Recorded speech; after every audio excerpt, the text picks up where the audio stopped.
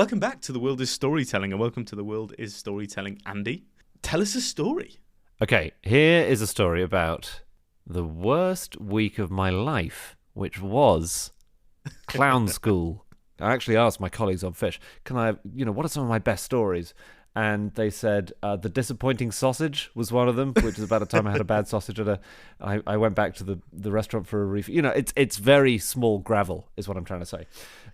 So clown school was a week. It was a 4-day course in learning to be a clown, which was very much in vogue at the time. When I say clowns, I mean the people who do quite intense clowning. When you see someone doing it really well, it's incredible. They lead you into weird places as an audience, and you're kind of following along. You can't believe someone on stage is being this audacious.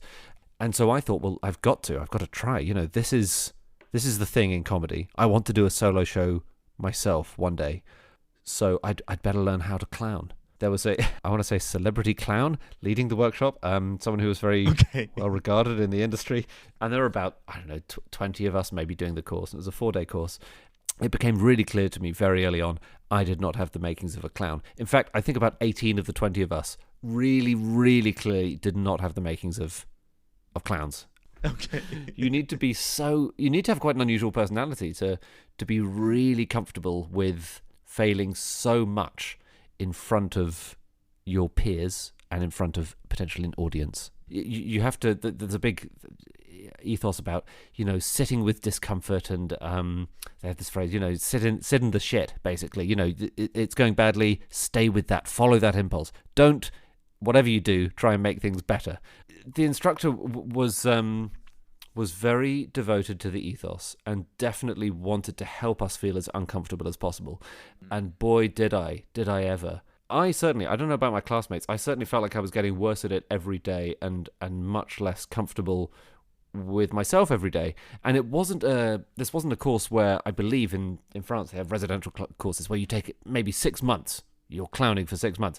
And there they've really got time to break you down and build you back up again. And here, I think they had time to break us down, but sadly the 4-day course came to an end before there was any building back up. And I do remember I got to do one sketch which really worked and which made everyone laugh, even our instructor, who was quite hard to please.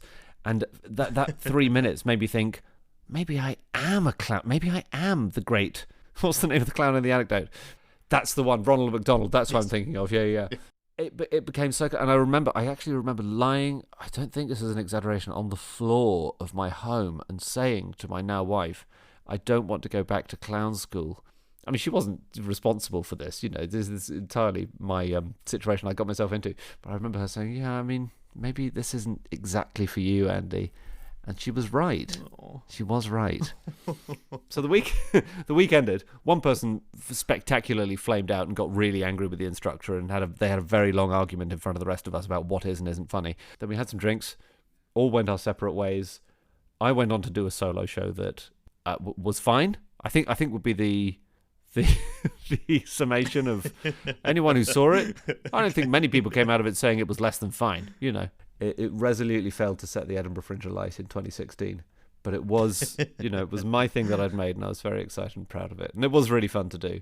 But it involved pretty much zero elements of clowning. There was a wig at one point. I don't know you in the slightest, but I imagine you as someone who goes against the grain. So when most clowns have really massive shoes, maybe you're like wearing really tiny kids' shoes or something. Oh, that's a great idea. Sort of pinched.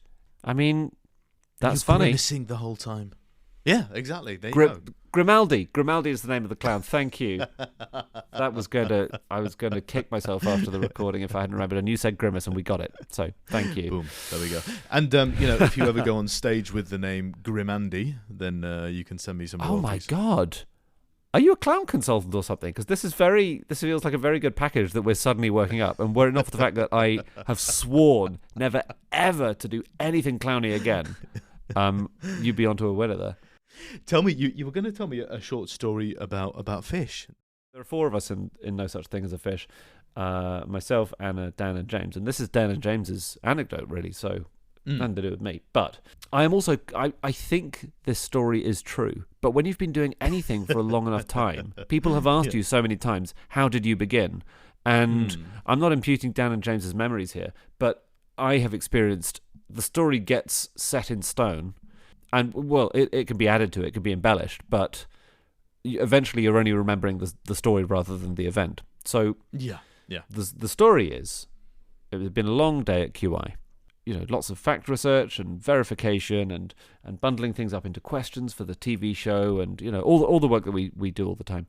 And then there'd been a lull in the conversation. I think Dan and James were the only two people in this bit of the office at this point. And one of them says to the other, "Did you know there are over 600 men in the world who have 2 penises?" Dan said, or maybe James said, "No, I didn't know that." And that was a fact. It's true, by the way. It's a really, really rare condition. Yeah, it is really true. It's a thing called diphallism. There's a man who's written a biography of his life with 2 penises. I think he trades under the name Double Dick Dude, but that's a bit vulgar. You might have to. I don't know what time this podcast goes out. If you're listening before 9 p.m, stop it and come back then. Absolutely, come back later. That was supposedly the germ of the whole idea of no such thing as a fish, and the basic premise was, in the early years, we have been working on QI. There are all these extra facts we haven't managed to fit into the show. Why don't we get around a table, talk about them, see if they go anywhere? And that was pretty much it. And every story of the origin of something, well, the best stories always have this moment of unexpectedness. And it's a thing I talk about on Fish quite a lot. The story of Licorice All Sorts being created is that the creator had all of his All Sorts neatly lined up on trays, the same, they're all the same, they're all in rows, right? And then someone trips over and drops a tray, and suddenly these All Sorts they're all mixed up. And the inventor, Mr. Bassett himself, is looking and he thinks, "My God, that's an idea. We should mix up the All Sorts." And every story has this element of, every origin story has this element of unexpectedness or serendipity. And I'm sure that Licorice All Sorts story is not true. It's 100% not true. But the alternative, which is that we've been rigorously focus grouping the level of variety people would like in their licorice products, is so bland by comparison, it wouldn't stand a chance. And it's also a much less fun story to tell. I think that conversation between Dan and James did happen.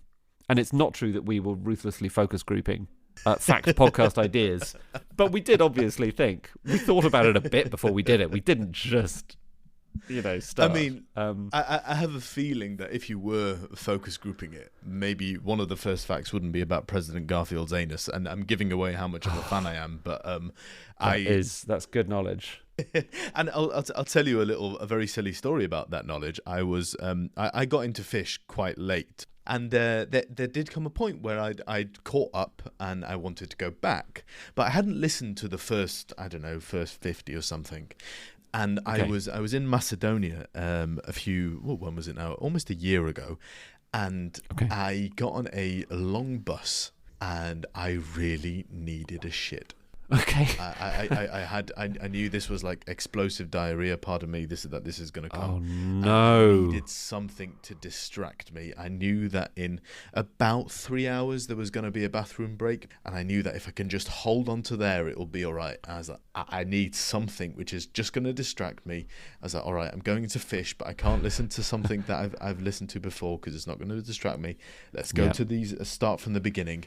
And it just, the serendipity and the silliness of thinking about President Garfield's anus while my anus was heading the other way. Well, I'm glad we helped a bit in your hour or your 3 hours of need. I mean, you really did, so I want to thank you for that and for all the other wonderful entertainment. Thank you so much for coming on The World is Storytelling, Andy. Oh, thank you, Roddy. Thank you for listening to the clowning. I feel a bit better about it all now.